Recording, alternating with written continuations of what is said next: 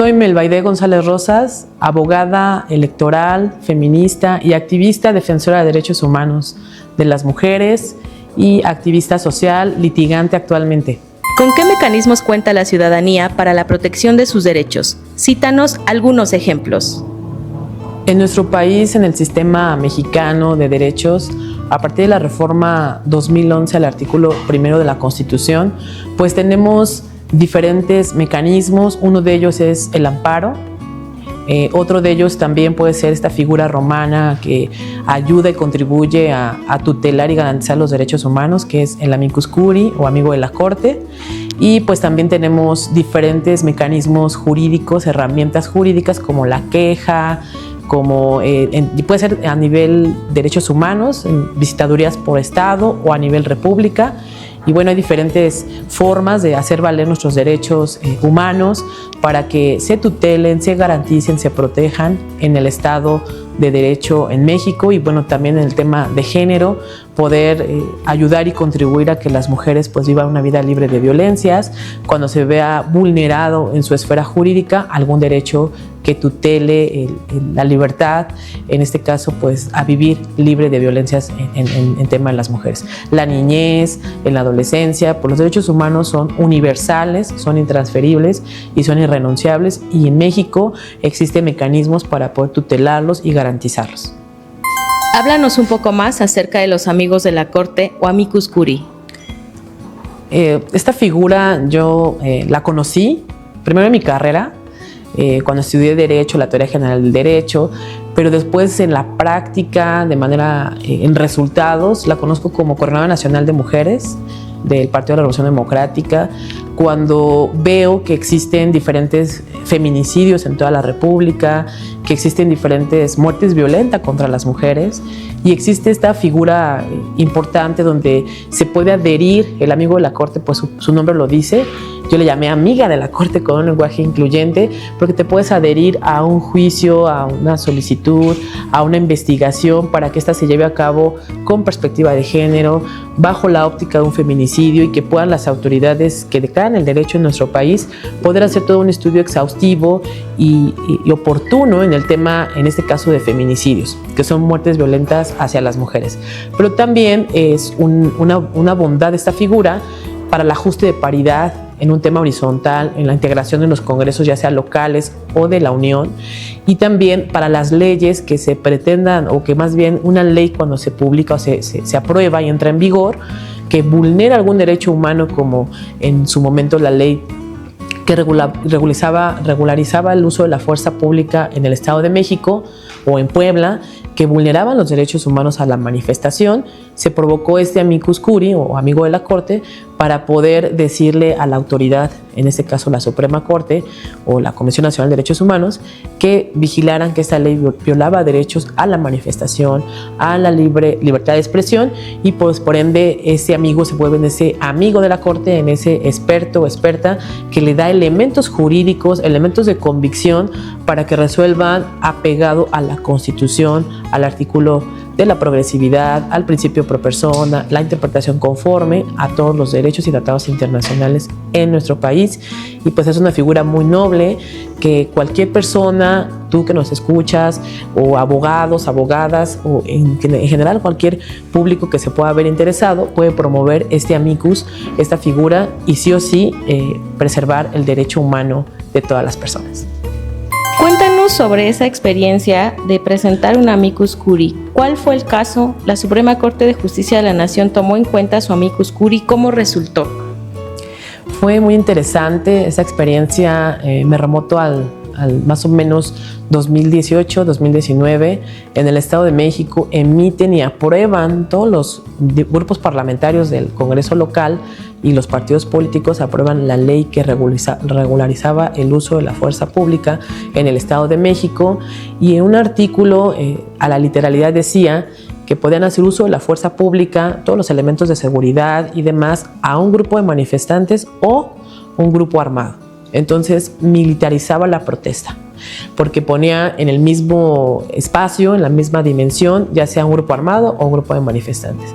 Yo en ese momento era secretaria de Derechos Humanos en el PRD en el Estado, y pues me pregunté en una reflexión, en una interpretación sistémica y literal de la reforma, pues en qué forma iba a afectar a los movimientos sociales, ¿no? Al movimiento amplio feminista, a cualquier manifestante que pueda hacer uso de este derecho humano, la manifestación pacífica, que poder llegar a un grupo armado o un grupo de manifestantes y poder el uso de la fuerza ejercer bajo este supuesto. Entonces no estuvimos de acuerdo en esta reforma que a todas luces violaba el derecho humano a la libertad, a la expresión de manera pacífica, y lo que hicimos fue, con fundamento en la Constitución, nuestra Carta Magna, que es la carta que rige en todo el Estado mexicano, fundamentamos, y con el 8º de la Constitución, un escrito libre dirigido a la Comisión Nacional de Derechos Humanos, y en ese caso a Baruch, que era el presidente de la Convención Estatal en el Estado de México, una carta donde les decíamos que vulneraba y violaba derechos humanos esta ley, y ninguna ley, recordar, puede estar por encima o en contra de la Constitución. Lo que se hizo que en esos 60 días que tenemos naturales a partir de la emisión de una ley, pues estos dos órganos tutelantes de derechos entraron en la investigación, y fue así cuando se impugna esta ley y se logra echar marcha atrás a la misma. El ciudadano cuenta con el juicio para la protección de los derechos político-electorales. ¿En qué consiste? ¿Cómo y cuándo se utiliza? Bueno, es una figura noble que, si bien es cierto la naturaleza jurídica del derecho electoral, no existe el amparo como tal, pues una similitud es el JDCL, que es este juicio de protección a los derechos político-electorales del ciudadano y ciudadana. Debería incluir este lenguaje incluyente el mismo, y es cuando se ve vulnerado el derecho, ya sea pasivo a votar o activo a ser electo. El sufragio se divide en esas dos dimensiones, y si tú, hombre, mujer, militante de un partido, simpatizante del mismo, ves vulnerado este derecho a participar en una contienda, ya sea en lo interno o lo constitucional, para postularte a un cargo de elección popular, o en el caso de las mujeres, que se vea sesgado el tema de la paridad, que no sea en criterio de competitividad, en igualdad de condiciones, se puede agotar esta tutela, este mecanismo para proteger tus derechos político-electorales que se vean o que consideres vulneraron, ya sea en un proceso interno o constitucional. Ejemplos, pues hay muchos, como el ajuste de género. A veces los partidos políticos, a pesar de la reforma político-electoral en paridad, a veces sesgan y postulan a mujeres en distritos o municipios no competitivos, y entonces esta mujer que se pueda ver vulnerada en ese derecho puede agotar con el JDCL un ajuste de género para que no haya ese sesgo y que sea un tema igualitario en la postulación de candidaturas a un cargo de elección popular en cualquier dimensión. Y es por eso que este juicio, pues su naturaleza jurídica es que sea accesible a todas y todas las personas en materia electoral. Coméntanos sobre el derecho de petición consagrado en el artículo 8 de nuestra Constitución Política. Es un derecho humano, además que lo fortalece el tema de la reforma al artículo 1, que pondera la progresividad del derecho pro persona, la interpretación conforme, que significa que cualquier ciudadano, mexicano, ciudadana, puede, hasta en un escrito libre, así no se necesita ser tan docto o abogado en el tema o experto.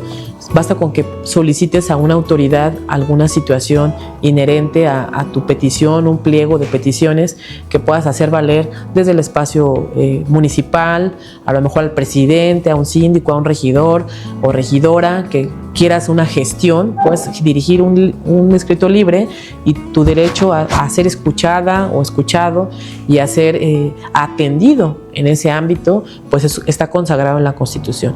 Y así también a nivel federal, a nivel local, y pues es un derecho que, por ejemplo, hacíamos también mesas temáticas para formar políticamente, generar mecanismos de ciudadanización, y que la gente por sí misma sepa pedir una petición, sepa levantar la voz, y este 8º constitucional, que es un derecho pues muy noble, porque lo puedes hacer valer en cualquier espacio que te encuentres, y es un derecho que ayuda a abrir la puerta para que el gobierno, a través de mecanismos, pues cumpla sí o sí una petición en concreta a tu situación y que tengas respuesta favorable al mismo.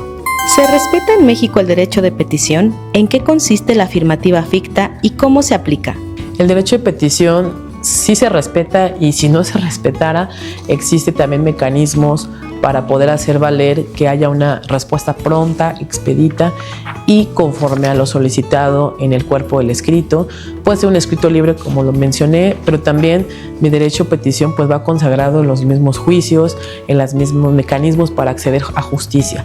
La afirmativa ficta es ese, dicen los teóricos del derecho, o decimos palabras sencillas, ese silencio administrativo que se considera como cuando no hay una respuesta pronta, cuando no hay un tema que me den en prontitud o por escrito, ¿verdad? Si yo solicité por escrito una petición y no tengo la respuesta por escrito, se considera como en sentido favorable. Es decir, si no ha habido esa respuesta en concreto y ha habido el silencio administrativo, es como que me dieron la razón a lo que estoy solicitando, y también se puede hacer valer con otros mecanismos jurídicos para que sí o sí tengas la atención en el tema de la petición y vinculado a una afirmativa ficta que se puede llevar a cabo en el ejercicio, en el desarrollo de tu derecho de petición, que es este derecho humano que tenemos como tutela, como garantía, como mecanismo para poder alzar la voz, para poder exigir un acceso a la justicia y un sí o sí poder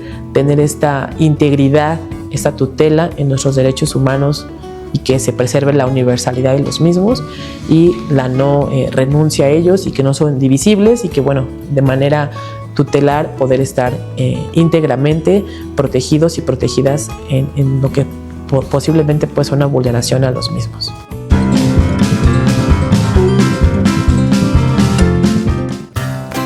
Platón, ¿a qué viniste al Tribunal Electoral, Vine a impugnar la elección presidencial. ¿Porque fue una elección de Estado? Pues digamos que sí, pero estas elecciones me recordaron más a los certámenes de Reina de la Primavera del Jardín de Niños y Niñas. ¿Certámenes de Reina de la Primavera? Sí, pues en dichos eventos, ¿quién crees que gana? La más estudiosa, supongo. No.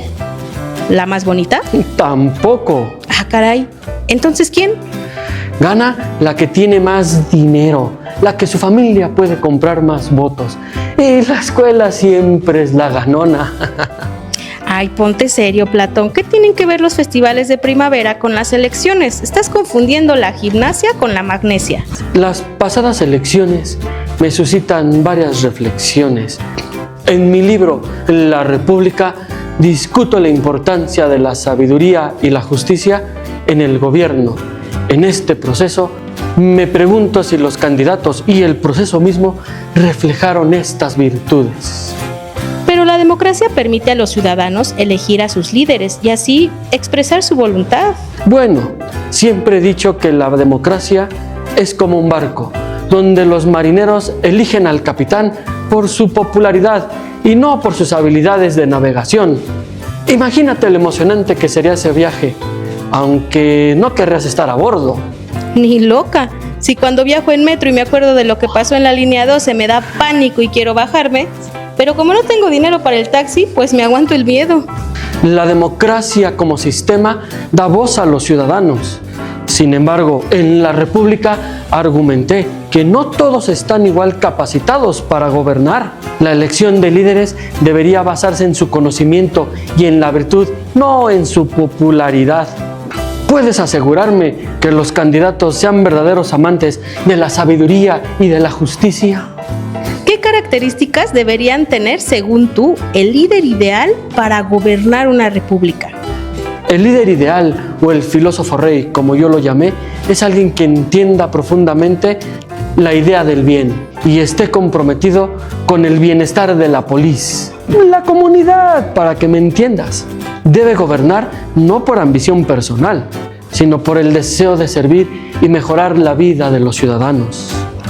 En el contexto de México, donde la corrupción ha sido un problema significativo, ¿qué medidas propondrías tú para asegurar que los gobernantes actúen en beneficio del pueblo? La corrupción es una manifestación de la injusticia y la falta de virtud. por lo que se debe establecer un riguroso sistema de vigilancia y rendición de cuentas para todos los gobernantes. Pero es esencial crear un sistema educativo que forme a los ciudadanos desde la virtud en una edad temprana. Algunos argumentan que tus ideas son utópicas y difícil de implementar en la realidad actual. ¿Qué les responderías, Platón? Entiendo que mis ideas pueden parecer idealistas. Sin embargo, creo que es fundamental aspirar a lo mejor y lo más justo, incluso si no logramos un estado perfecto. Los esfuerzos por acercarnos a ese ideal pueden significar grandes cambios. La búsqueda de la justicia y la sabiduría debe ser constante.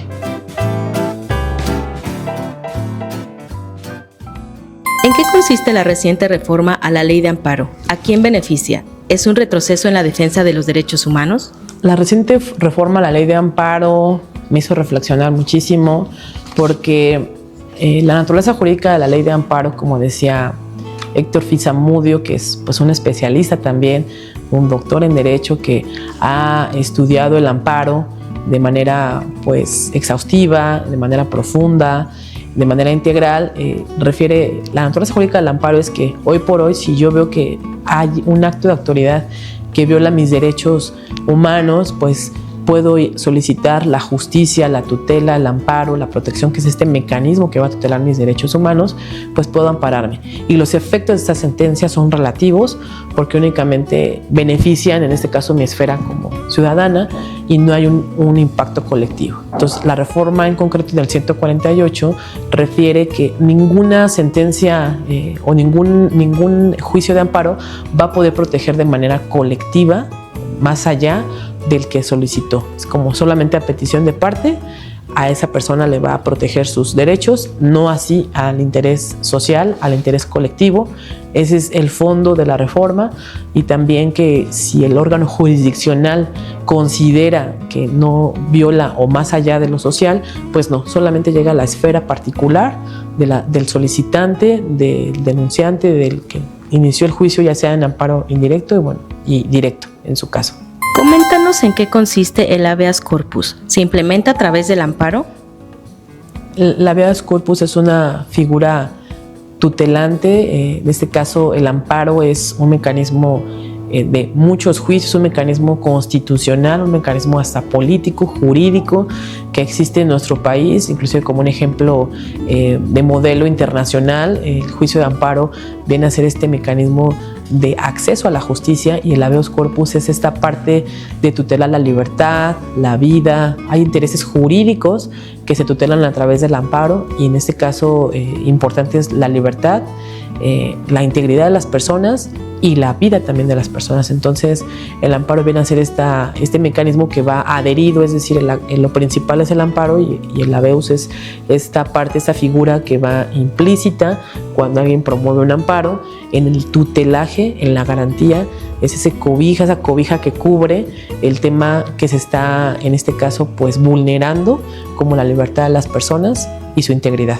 Otro mecanismo que la ciudadanía puede utilizar para la protección de sus derechos es presentar una queja ante la Comisión Nacional de los Derechos Humanos o la comisión estatal que le corresponda.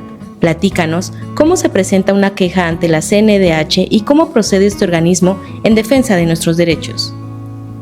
La CNDH, y también conocida como este órgano tutelar, este búho, se puede decir que este búho, este cuidador de los derechos humanos, que viene a ser esta parte del árbitro que cuando se ve vulnerado algún derecho entra para poder regularlo, y su misión es la protección, la divulgación, el capacitar también derechos humanos de todas las personas, desde la niñez, los adolescentes, las mujeres. Tiende a tener recomendaciones a nivel nacional, y en cada visitaduría, de acuerdo en los estados, por ejemplo, el Estado de México tiene un órgano estatal, pero asimismo tienen sus brazos, cada municipio tiene visitadores, y cualquier persona que vea vulnerada desde su municipio, desde su espacio, en la escuela, si hay un tema de acoso, si hay un tema de bullying, bullying, si hay un tema de maltrato infantil, si existe en el espacio de trabajo una vulneración a su derecho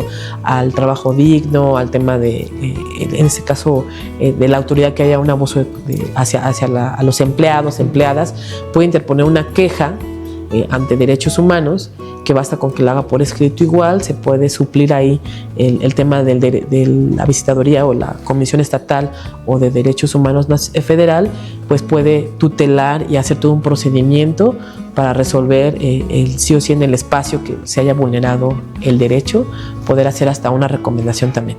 Las acciones afirmativas son el conjunto de medidas de carácter temporal correctivo, compensatorio y o de promoción, encaminadas a acelerar la igualdad sustantiva entre hombres y mujeres. ¿Cómo se exigen y ante quién?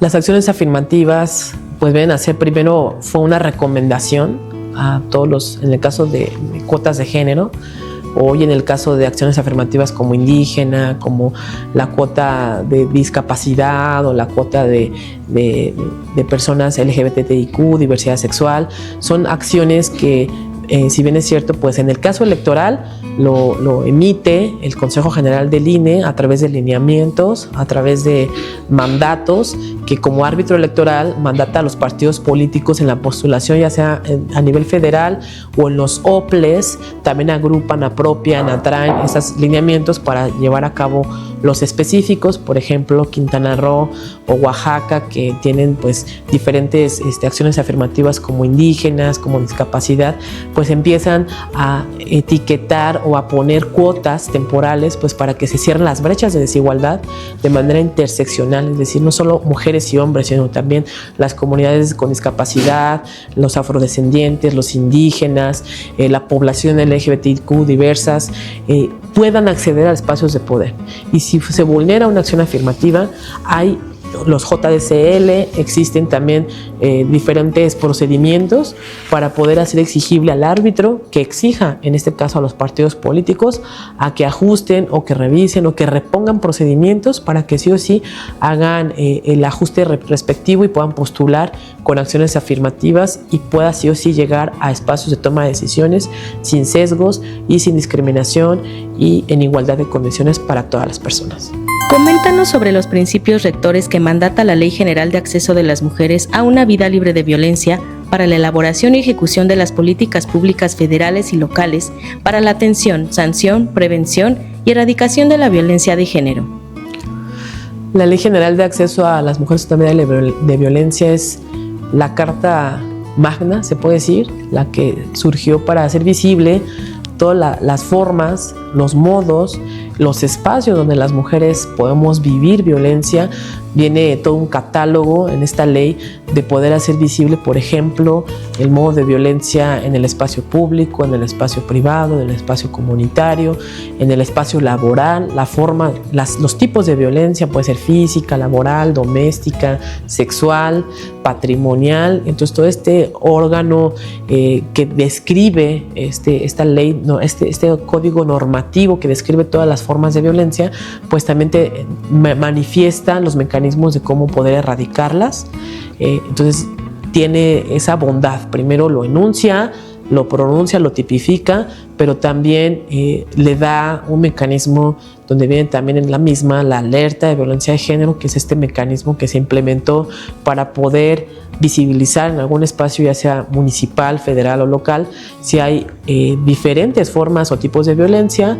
Se instala todo un proceso de investigación, un proceso de recomendaciones donde entra el gobierno, políticas públicas, y se puede llevar a cabo esta declaratoria que, por ejemplo, el Estado de México tiene diferentes municipios donde tienen recomendaciones puntuales para poder en su espacio concreto territorial erradicar la violencia, ya sea en el acceso a la justicia, ya sea en el espacio público y comunitario, en caso de los feminicidios, que son estas muertes violentas del espacio público, poder recuperar esos espacios con perspectiva de género y de haber un presupuesto participativo para que el municipio pueda erradicar, en este caso, esta ola de violencia y hacer visibles los espacios para poder recuperarlos con una óptica de género y, por ende, la vida libre de violencia de las mujeres se haga letra viva. El presupuesto participativo permite a la ciudadanía decidir sobre el destino de parte del presupuesto público. ¿Todos los gobiernos municipales deberían implementar el presupuesto participativo? ¿Cómo exigirlo? Sí deberían de fomentar este mecanismo de participación ciudadana, porque al hacer parte al ciudadano, a la ciudadana de pie del municipio en la toma de decisiones, pongo un ejemplo concreto, el Estado de México tiene los famosos COPACIS que no tienen presupuesto, que solamente se convierten en un comité ahí a veces que pueda hacer o no una gestión de su comunidad. Hay quien sí lo lleva a cabo, hay quien no tiene los elementos para poder hacerlo, pero si hubiera un presupuesto participativo como Ciudad de México, que puede existir esta inclusión hasta en el ejercicio del hacer del quehacer administrativo de la administración pública municipal, pues se puede hasta incidir en alguna política pública, o en el caso de, por ejemplo, de la violencia de género, las alertas, pues poder recuperar algún espacio público, poder incidir en que los espacios públicos puedan tener mejor alumbrado, mejor acceso a las mujeres, para que en los espacios públicos pues no se den los acosos, las violaciones, y entonces involucramos a la ciudadanía con elementos concretos, que hasta tenga reglas de operación, reglas específicas para que puedan sí o sí llevar a cabo e incidir en sus espacios. Pues me parece excelente esa propuesta, que en todo el país pueda existir esa recomendación, para también hacer parte, o seamos parte de la ciudadanía, de sí o sí poder incidir y poder alzar la voz, pero también organizarnos, ser autogestivos y trabajar en red ciudadana para pues exigirle también al gobierno, o hacerle visible al gobierno a través de estos diagnósticos también participativos, llevar a cabo con presupuesto y demás este ejercicio municipal de primer contacto.